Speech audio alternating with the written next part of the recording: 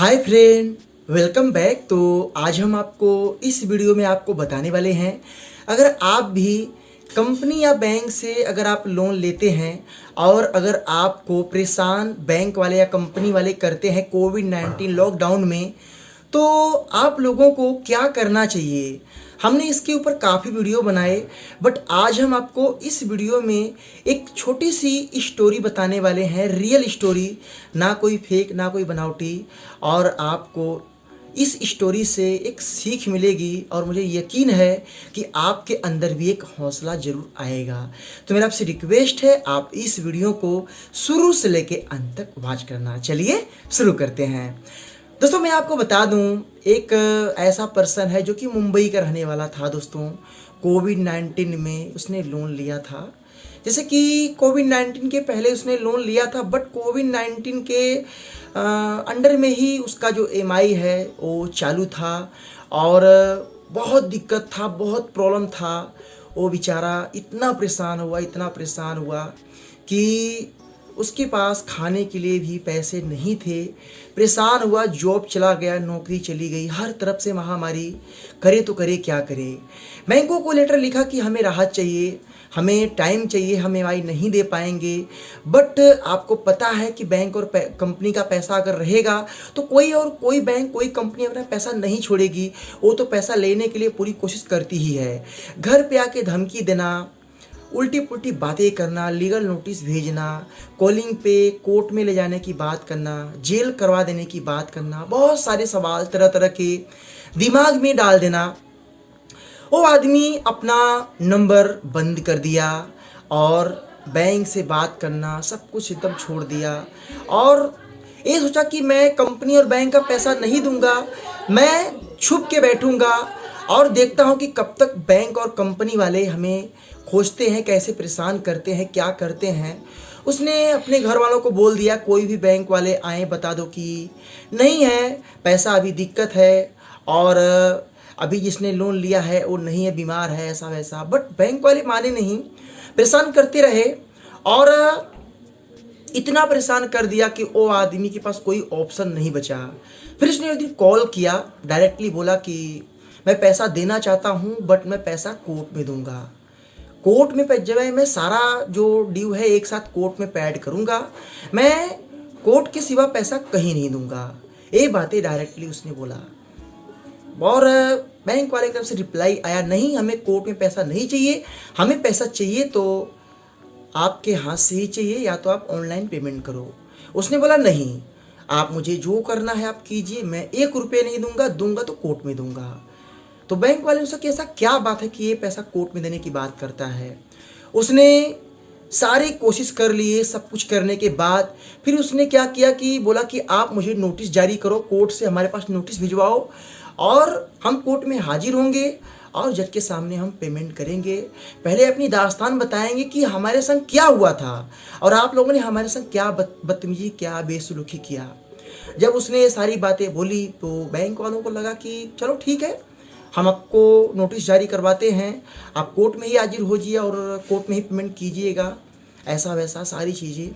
But उसने बोला कि जब तक आप कोर्ट से परमिशन लेके हमारे पास कोई ऑर्डर कोर्ट से हमें पास नहीं करवा के यहाँ पर नहीं आएगा, सम्मेलन नहीं आएगा, हम पेमेंट नहीं करेंगे, पैसा हम कोर्ट में ही देंगे।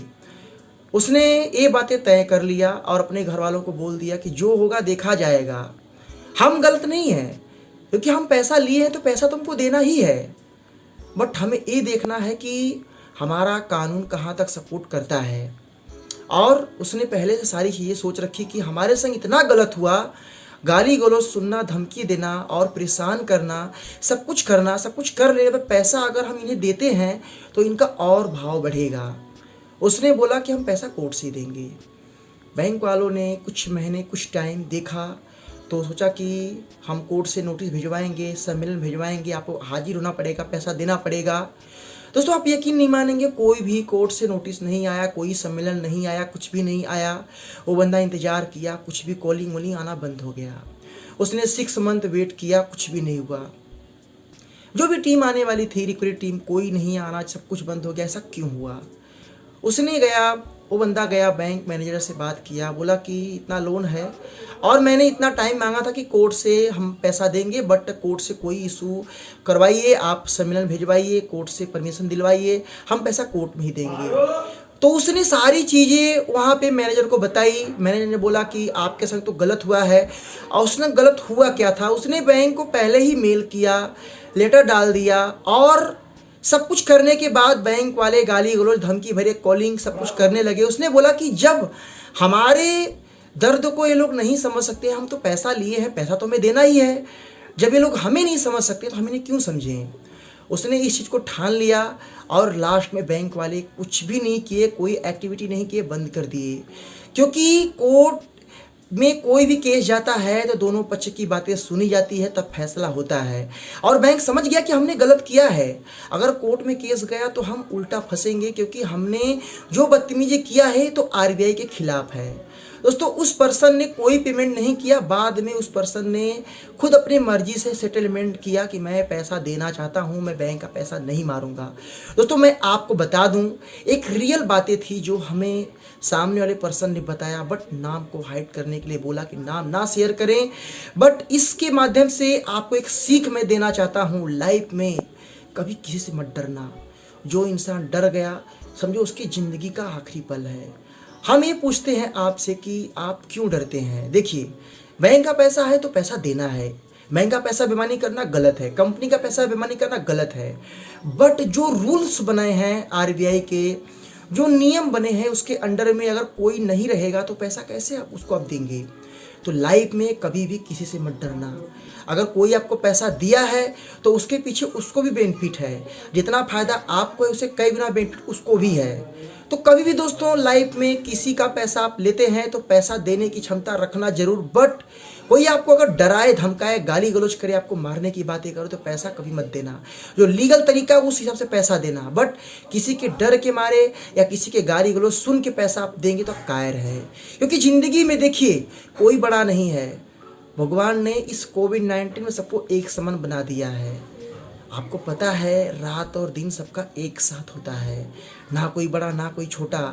इंसान की जो सोच है ना, वो सिर्फ इंसान अपने मन में एक वहम पाल लिया है कि मैं बड़ा हूँ। धन दौलत विद्या शास्त्र ज्ञान सब कुछ यहाँ पे रह जाएगा, आपके साथ क्या जाएगा, सिर्फ आपका नाम और आपके कर्म है। तो लाइफ में कभी आपको कभी भी इनसे नहीं डरना है। मैं सभी बैंक और कंपनी से रिक्वेस्ट करूंगा, अगर आप लोन देते हैं तो किसी को ऐसा इतना मजबूर ना करें कि वो आत्महत्या करने के लिए सोचे, वो परेशान हो जाए। क्योंकि आपने पैसा दिया है तो पूरा अधिकार आपका पैसा लेने का है, बट किसी को टॉर्चर करके, किसी को गलत तरीके से धमकी देके पैसा लेने का अधिकार किसी के पास नहीं है। दोस्तों ये बातें आप लोग याद रखना। और एक रियल बातें थी, आप मुझे बताइए आप किससे डरते हैं। दुनिया में अगर डरना है तो सिर्फ एक ही इंसान डरो, वो है भगवान ऊपर वाले। बाकी तो ये मिट्टी का पंच तत्वों से बना हुआ शरीर है, आज नहीं तो कल इसी मिट्टी में मिलना है, फिर हम क्यों डरें। इसीलिए ज़िंदगी में हर काम अपने दम पे करना सीखो, ना किसी से डरना सीखो। क्योंकि आपका जो मन है, जो आपका आत्मा है, जो आपकी सोच, आपकी विचार है, अगर आप कोई काम अपने आप से पूछ के, अपने दिल से पूछ के करते हैं, सफलता आपको ज़रूर मिलेगी। तो मेरा एक वीडियो बनाने का मकसद था।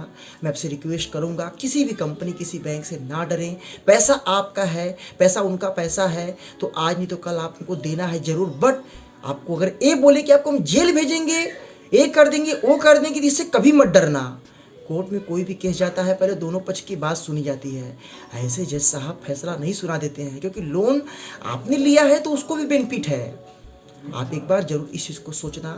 और मैंने क्या जो बताया है, क्या ये रियल है या सत्य है, आपको क्या इसमें लगा मुझे कमेंट बताना। वीडियो कैसा लगा इसे लाइक कर देना, शेयर कर देना। आपके मन में क्या ख्याल है कमेंट करना। फिर मिलेंगे नए वीडियो के साथ, तब तक के लिए जय हिंद, वंदे मातरम।